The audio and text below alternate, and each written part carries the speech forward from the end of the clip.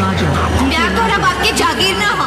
तोहरा माई के पतो बनावे के इतना शौक बा तो जाके अपना जैसे अनपढ़ गवार लेके के मेहरारू बना ले। अखन मैथिली टॉप म्यूजिक से अपन चेहरा ना पहचान पाइबे। आज खुशियों की कोई बधाई देगा, निकला है चांद तो दिखाई देगा। ऐ मोहब्बत करने वालों, देख के मोहब्बत करना, एक आंसू भी गिरा तो सुनाई देगा।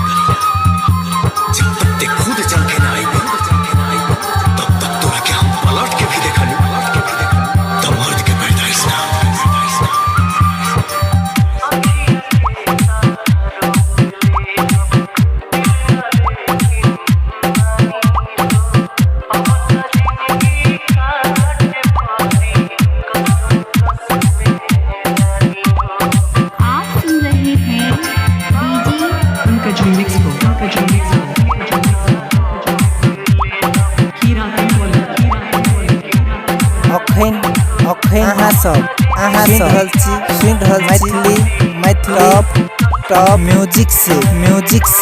म्यूजिक से